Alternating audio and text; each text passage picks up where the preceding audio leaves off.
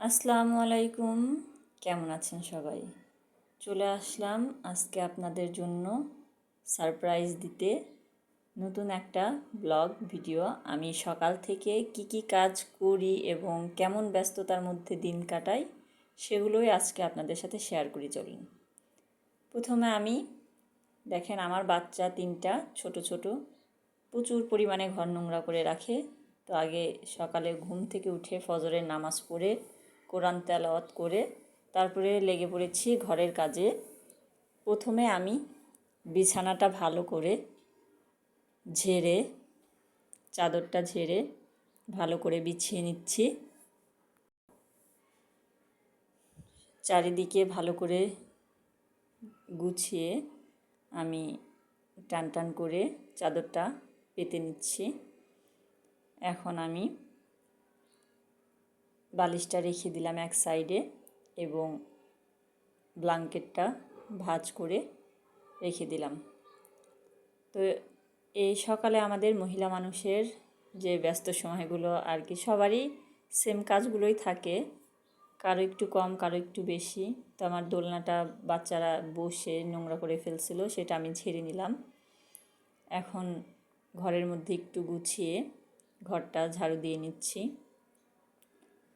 ভালো করে। আসলে আমাদের সবার সকালটা অনেক ব্যস্ত সময়, সবাই অনেক ব্যস্ত থাকি এই টাইমটা, যেহেতু বাচ্চাদের স্কুল আছে, স্কুলে নিয়ে যেতে হয় এবং ঘরের কাজগুলো যতটুকু পারা যায় শেষ করে রাখা যায়। তো সেজন্য সবারই অনেক ব্যস্ত সময় কাটে। তো আমিও অনেক ব্যস্ত থাকি এই টাইমটা। তো এখন আমি রান্নাঘরে চলে আসলাম। দেখেন রান্নাঘরের অবস্থা কী। প্রথমে আমি গ্যাসের চুলাটা ভালো করে মুছে নিলাম। অনেক দিন আছে রাত্রে আমি কাজগুলো সেরে রাখি, আবার যখন ভালো লাগে না, শরীরটা অসুস্থ হয়, তখন ওইভাবেই ফেলে রেখে দেই। যার কারণে আজকে আমি কালকে অনেক কাজ করছি আর কি। 2 দিন মেহমানের অনেক ঝামেলা ছিল, তো প্রচুর পরিমাণে কাজ করতে হয়েছে আমাকে, যার কারণে শরীরটা বেশ ভালো লাগছিল না। এই কাজগুলো আমি রাত্রে আর সেরে রাখি নাই, সকালে উঠেই আমার করতে হচ্ছে। তো আমি চুলায় গরম পানি বসিয়ে দিলাম ময়দাটা কাই করার জন্য। এখন আমার আলুগুলো ছুলে নিব, কেটে নিব ভালো করে ভাজি করার জন্য। তো বেসিংয়ে কিছু ময়লা থালি বাসন আছে, আগে আলুটা আমি ঝুরি করে কেটে নিয়ে ভাজিটা বসিয়ে দিয়ে কিছু কাজ চাপিয়ে এরপরে থালা বাসনগুলো ধুয়ে নিব। এখানে যেহেতু আমি ভিডিওটা অনেক বড় হয়ে যাবে দেখে স্পিডটা একটু বাড়িয়ে দিয়েছি, সেজন্য একটু ভিডিওটা তাড়াহুড়া হয়ে গেছে বেশি। তো আমি এখন চুলায় প্যানটা বসিয়ে আলুটা ভালো করে ধুয়ে আবার পানি দিয়ে আমি এতে কড়াইয়ে তেল দিয়ে দেব। তেল আমার শেষ হয়ে গেছে, এখন ইনটেক একটা বোতল খুলে নিচ্ছি। তো দেখেন কত ঝামেলা। আসলে তেলটা খুলে এখন তেলটা দিয়ে দিলাম, দিয়ে পরে এখন আমি আলুগুলো দিয়ে দিচ্ছি। দিয়ে ভালো করে আমি আলুগুলো ধুয়ে নিচ্ছি আগে থেকেই। তো এখন বাদ বাকি আলুগুলো দিয়ে দিচ্ছি, দিয়ে আমি বলটা ধুয়ে পানি নিয়ে নিলাম। এখন আমি এর মধ্যে লবণ এবং হলুদ দিয়ে ভাজিটা করে নিব। একটা কাজের ফাঁকে ফাঁকে অন্য কাজটাও শেষ করে ফেলি, যাতে তাড়াহুড়োর কাজগুলো হয়ে যায়। এখন আমি ভাজিটা ঢেকে দিয়ে দিলাম মৃদু আঁচে, যাতে সিদ্ধ হয়ে যায় আলুগুলো। এখন হাতটা ধুয়ে আটাগুলো ভালো করে মথে নিব। আটাগুলো একটু পর পর পানি দিয়ে হাত ভিজিয়ে আমি ভালো করে আটাটা মেখে নিচ্ছি, যাতে রুটিটা অনেক সফট হয়। তো এইভাবেই প্রতিটা দিন কাজ করতে হয়। তবুও অনেক পুরুষ মানুষ আছে এত কাজ করার পরেও মনে করে যে ঘরের ওয়াইফ কোনো কাজই করে না। কি কাজ করে সারাদিন, তাদের কি কাজ থাকে এত।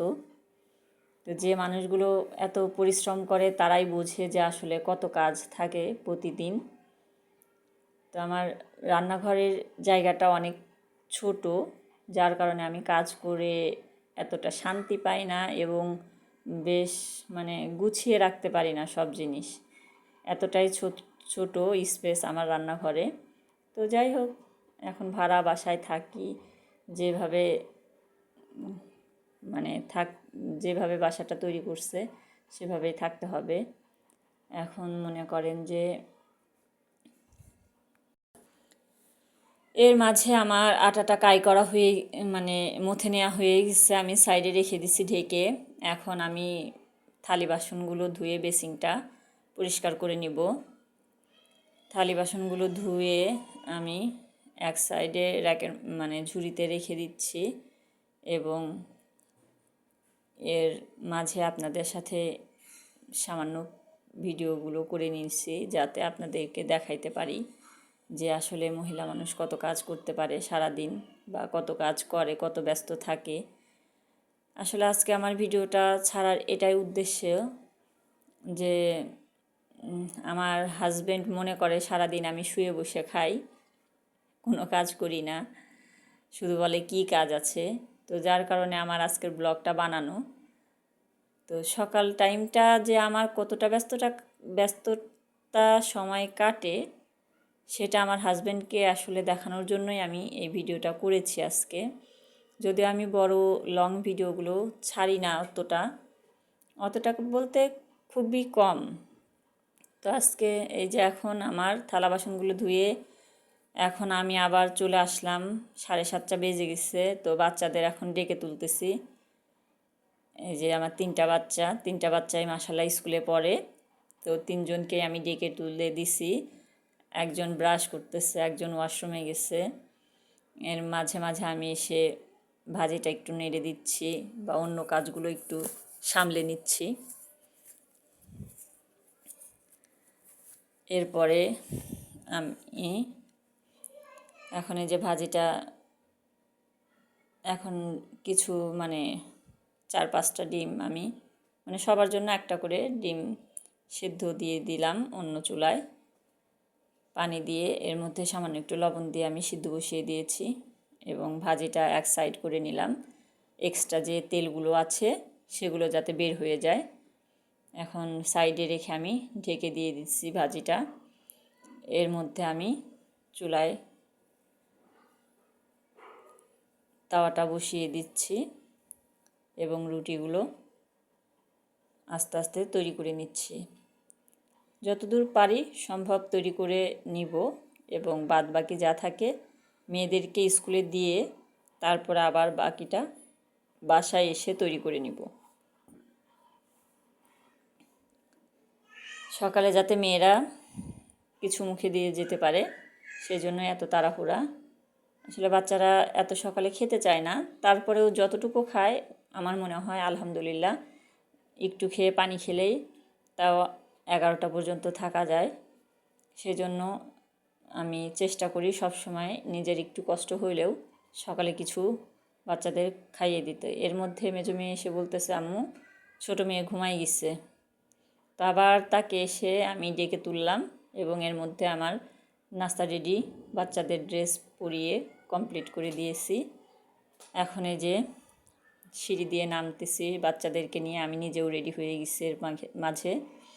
এখন এই যে 2টা মেয়েকে নিয়ে দেখেন রাস্তা দিয়ে দৌড়াদৌড়ি করতে করতে যাচ্ছে, আমিও তাদের সাথে যাচ্ছি স্কুলে। তো আমার যাওয়ার পথে দোকান থেকে ছোটো মেয়ের জন্য মজা কিনে ব্যাগের মধ্যে দিতে হয়, না হলে সে ক্লাসে বসতে চায় না, যেহেতু তাকে নতুন ভর্তি করে দিয়েছি। তো 1-2টা মজা কিনে তার ব্যাগের মধ্যে রেখে বাসায় চলে আসি, দিয়ে যে বলি যে যখন তোমার ম্যাম ক্লাসে না থাকে তখন একটা করে বের করে খেও। তো আমি এই যে বাসায় আবার চলে এসেছি, এসে বাকি যে রুটিগুলো ছিল সেগুলো আমি তৈরি করে নিচ্ছি। এখন আমার রুটিটা প্রায় কমপ্লিট, সম্পূর্ণ শেষ হয়ে গেছে। এখন আমি একটু চা বসাবো। একটা প্যান নিয়ে নিলাম, এর মধ্যে 1 গ্লাস পরিমাণ আগে থেকে জাল করে রাখা দুধ সেটা আমি দিয়ে দিচ্ছি। এর মধ্যে চিনি দিয়ে দিচ্ছি। এখন আমি দুধ চা বলক আসার পরে পাতিগুলো দিয়ে দেব। যাই হোক, এভাবেই দিনগুলো কেটে যায়। আস্তে আস্তে সবার এভাবেই ব্যস্ত সময়গুলো পার হয়ে যায়। আসলে দিন যে কোথা দিয়ে চলে যায় কাজ করতে করতে টেরও পাওয়া যায় না। যাই হোক, সবাই সবার জন্য দোয়া করবেন, যে যেখানে থাকেন ভালো থাকবেন, সুস্থ থাকবেন। যে দেশের অবস্থা, দুনিয়ার অবস্থা, ভূমিকম্প হচ্ছে অনেক বেশি, তো সামনে নাকি বড় আকারে ভূমিকম্প হওয়ার সম্ভাবনা আছে। সবাই ভালো থাকবেন, সুস্থ থাকবেন। এই যে আমার রেডি হয়ে গেছে চা, আপনার ভাইয়ার নাস্তা দিলাম, আলু ভাজি, মিষ্টি, ডিম সিদ্ধ, চা। এর মধ্যে ওয়াশিং মেশিনে আমি কাপড়গুলো দিয়ে দিছিলাম, তো আমার খাঁচা হয়ে গেছে কাপড়গুলো। এখন আমি সম্পূর্ণ কাপড়গুলো ছাদে নিয়ে মেলে দেব। তো এখন আমি ছাদে নিয়ে যাচ্ছি কাপড়গুলো, ছাদে নিয়ে মেলে দিছি। দেখেন পুরা ছাদ ভরা শুধু আমার কাপড় চোপড়, আর কারোর কাপড় নাই। এগুলো সব আমার কাপড় চোপড়। এতগুলো কাপড় চোপড় ধুয়ে মেলে দিছি। এখন এই যে আবার চলে আসলাম বাচ্চাদের স্কুলে নিতে। 10:30 প্লাস হয়ে গেছে। তো এখন আমি 10:30 স্কুলে আসি। তো এখন বাচ্চাদের ছুটি হয়ে যাবে। যে এসে মেয়ের সাথে দেখা করলাম জানালা দিয়ে, মেয়ে আমার দিকে তাকিয়ে আছে।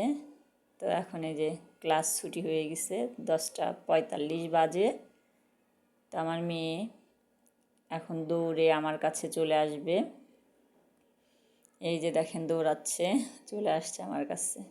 তো সবাই আমার বাচ্চাদের জন্য দোয়া করবেন, ভালো থাকবেন, সুস্থ থাকবেন। আজকে এই পর্যন্ত, আল্লাহ হাফেজ।